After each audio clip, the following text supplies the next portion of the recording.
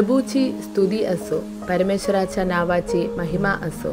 महनेमच्या voice of नेशन्समध्ये आपणा सर्वांचं स्वागत आणि लवकर येणाऱ्या प्रभू येशू ख्रिस्ताच्या नावाने माझ्या प्रेमळ सलाम. आपण चिंतन करत असलेल्या मुख्य विचाराचा आधार स्तोत्रसंहिता 95:6 हा वचन आहे. या आपण नतमस्तक होऊ, आपण परमेश्वराच्या समोर वाकू जो आपला सृष्टीकर्ता आहे. परंतु जेव्हा आपण या जगाकडे पाहतो तेव्हा दिसते की माणसाने आपल्या हाताने अनेक वस्तू तयार केल्या आहेत आणि त्या वस्तूंच्या समोर तो वागतो आणि त्यांना देव म्हणतो.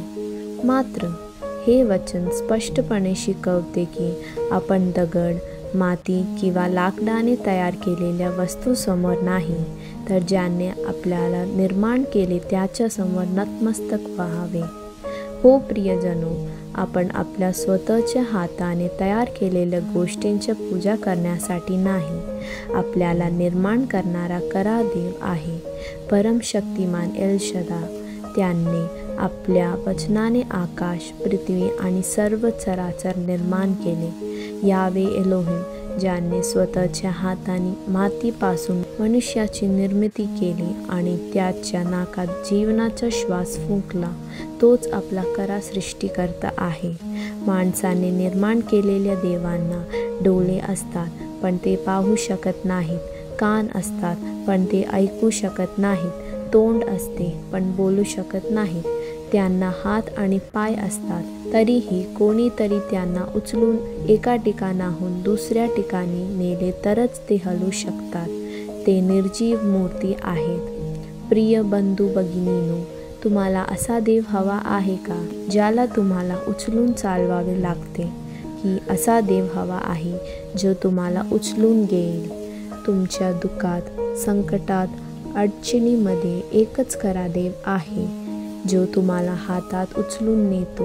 एक चांगला मेंढपाळ ज्याने तुमच्यासाठी आपले प्राण दिले, त्याचे नाव येशू. तोच एकमेव सच्चा देव आहे जो महान आणि अद्भुत चमत्कार करतो.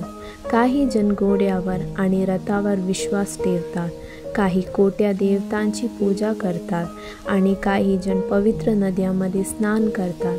पण प्रिय हो, ज्याने आकाश आणि पृथ्वी निर्माण केली, तो देव मानवी हातांनी तयार केलेल्या मंदिरामध्ये वास करत नाही. जो प्रत्येकाला जीवन, श्वास आणि सर्व काही देतो, त्याला मानवी हातांची सेवा आवश्यक नाही, कारण तो स्वतः सर्वशक्तिमान आहे.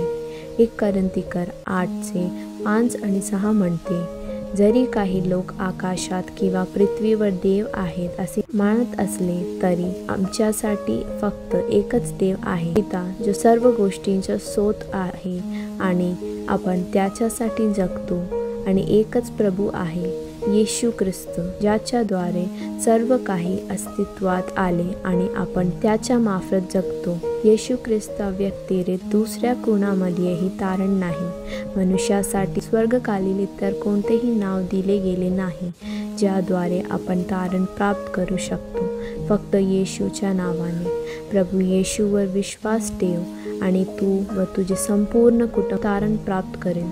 ही सत्यता तुम्हाला समजू आणि हे सत्य तुम्हाला मुक्त करू. धन्यवाद. देव तुम्हाला आशीर्वाद देवो.